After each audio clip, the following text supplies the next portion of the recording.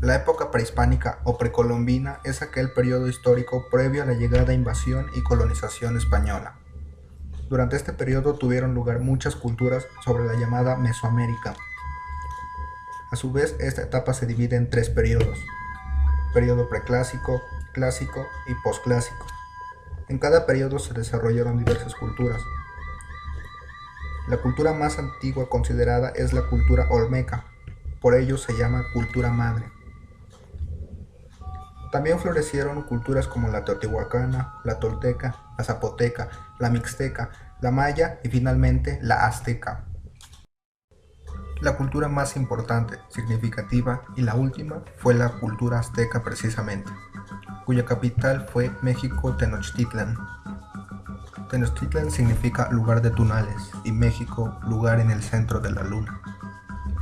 Esta cultura residió sobre el lago de Texcoco, que fue el lugar asignado por su dios Huitzilopochtli para su fundación en el año de 1325.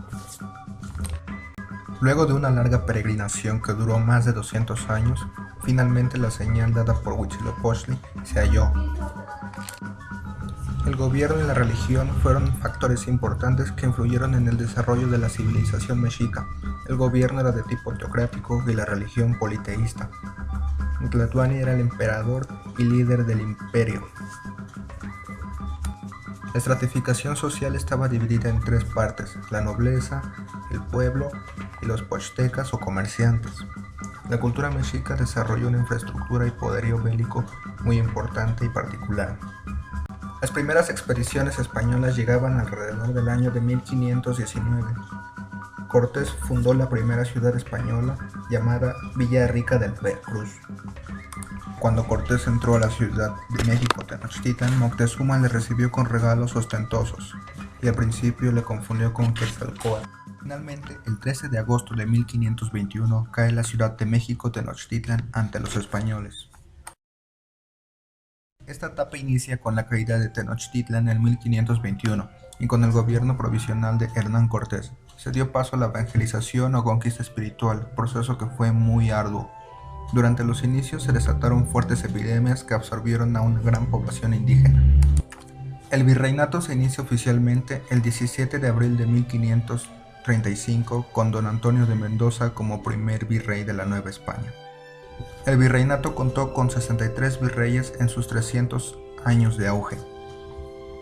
Al paso de los años, la esclavitud, explotación y desigualdad social se fueron agravando, lo que llevó que hacia 1808 comenzaran las primeras conspiraciones contra la corona española. En 1810 finalmente se desata la conspiración que dio pauta a la Guerra de Independencia.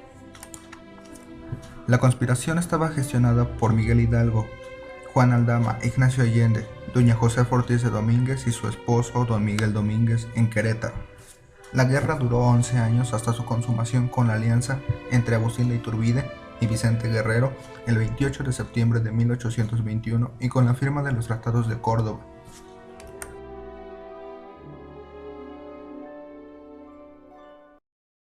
La etapa del México independiente se inicia con el imperio de Agustín de Iturbide, que fue muy breve.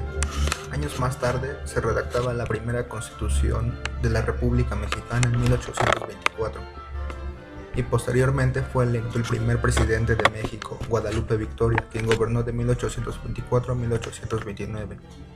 México poseía una larga extensión territorial de alrededor de 4 millones de kilómetros cuadrados, aunque enfrentaba una de las peores crisis políticas, económicas y sociales.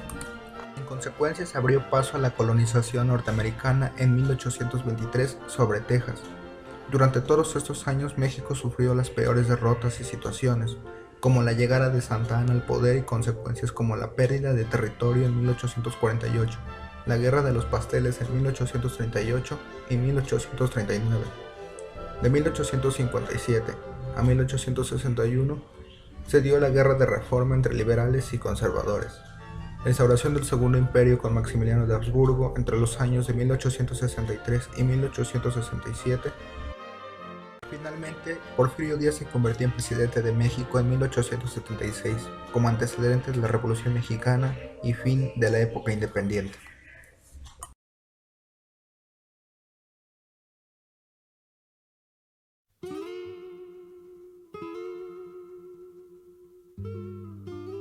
Durante el Porfiriato se formaron diversos climas de desigualdad e inestabilidad social. Las consecuencias con las clases medias y bajas entre los campesinos y proletarios eran muchas, quienes exigían mejores y mayores condiciones de vida. Por otro lado, el exilio de Díaz mantuvo a Madero muy poco tiempo en el poder, debido a que no gobernó como la mayoría de la gente lo esperaba. Esa etapa comenzaba en 1911.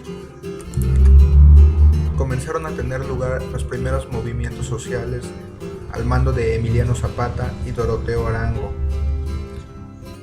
El inicio de los enfrentamientos entre zapatistas, villistas, carrancistas y obregonistas eran motivados por la tensión política en el sistema de gobierno que era tan inestable en esa época. Las reñidas batallas conllevaron a la creación de una nueva Carta Magna el 5 de febrero de 1917 que reformaba a la Constitución de 1857. Pasados varios años, las peticiones de los campesinos continuaban siendo muchas, por lo que tuvo lugar la llamada Reforma Agraria y más adelante la también llamada Expropiación Petrolera el 18 de marzo de 1938.